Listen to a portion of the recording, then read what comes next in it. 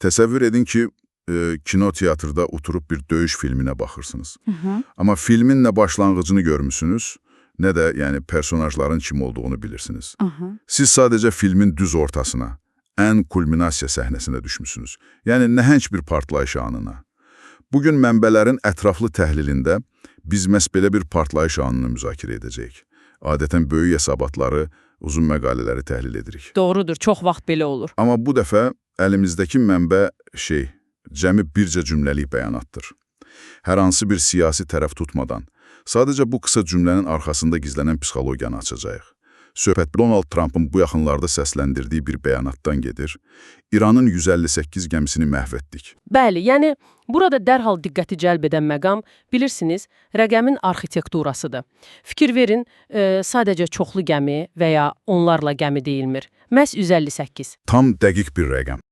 Am olaraq, insan beyni belə spesifik, yəni yuvarlaq olmayan rəqəmlə qarşılaşanda avtomatik olaraq bunun arxasında ciddi bir riyazi hesablamanın dayandığını fərz edir. Düşünürük ki, ortada dəqiq bir siyahıya alma və böyük bir əməliyyat var. Bu bir növ şeyə bənzir. Avtomobil satıcısının maşına 15.000 yox, yəni 15.432 dollar qiymət qoymasına, eləmi?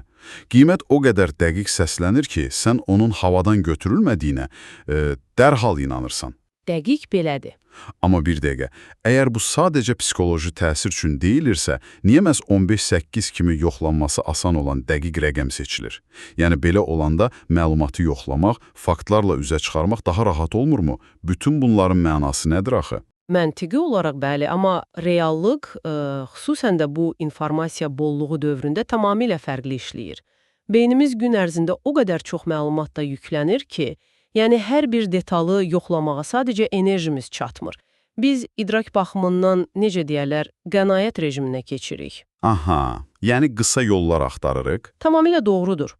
Kimsə çox inamla və 158 kimi xüsusi bir rəqəmlə çıxış edəndə, beynimiz düşünür ki, əgər bu qədər dəqiqdirsə, deməli kimsə artıq bunun hesablamasını aparıb.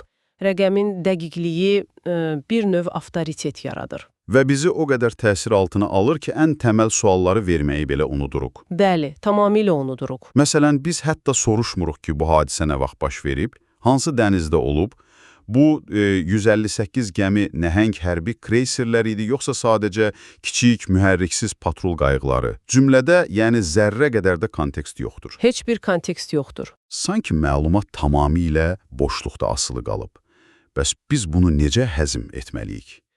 Bilirsiniz, bunu daha geniş mənzərə ilə əlaqələndirsək, kontekstin olmaması bir qüsur deyil. Bu, əslində dizaynın əsas hissəsidir. Necə yəni? Əgər bəyanata zaman, məkan və ya gəmi növləri kimi detallar əlavə olunsaydı, o adi sıxıcı bir hərbi hesabata çevrilərdi. İzolyasiya olunmuş halda isə bu cümlə təmiz hərbi güc və qətiyyət nümayişidir. Mesaj çox sadə və sərtdir. Bizim gücümüz buna çatır və biz bunu etdik. Wow, aydındır. Yəni, təfərrüatlar əksinə həmin o güc nümayişinin səsini zəiflədərdi. Bəli.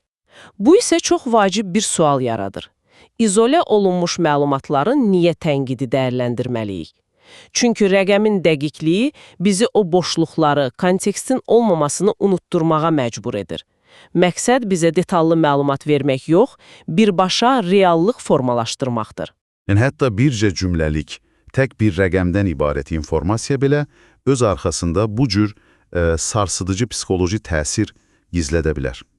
Bu bizi yenidən o kinoteatrdakı partlayış səhnəsinə qaytarır. Tam olaraq o səhnəyə. Partlayış ekranı tamamilə doldurur, sizi kar edir və kənarda baş verən başqa heç nəyə diqqət yetirməyə imkan vermir. Və ən əsası, siz o kinoteatrdan çıxanda partlayışın səbəbini və ya nəticəsini deyil, yalnız və yalnız onun miqyasını xatırlayırsınız. Güc bəyanatlarının hədəfi də elə budur. Yadda qalan tək şey, yəni gücün özü olmalıdır. Bu doğrudan da çox maraqlıdır. İndi isə mənbələrimizin ətraflı təhlilini yekunlaşdırarkən, o partlayışın tüstüsü çəkilərkən özünüz düşünün. Növbəti dəfə hər hansı bir siyasətçi, yaxud lider qəfildən Belə böyük və xüsusi dəqiqliklə seçilmiş bir rəqəm səsləndirəndə, məsələn, 158 gəmi deyəndə, bunun sadəcə quru, faktiki statistika olduğuna inanacaqsınız. Düşündürücü sualdır. Yoxsa bu cür detallı rəqəmlərin əslində şuurunuza təsir etmək, tənqidi düşüncənizi dondurmaq və ictimaiyyətə sadəcə güc nümayiş etdirmək üçün atılmış psixoloji bir lövfər olduğunu fərq edəcəksiniz. Bugün sizinlə idik. Vaxt ayırıb bizimlə birlikdə bu tək cümlənin dərinliklərini endiyiniz üçün təşəkkürlər. Gələn görüşədək.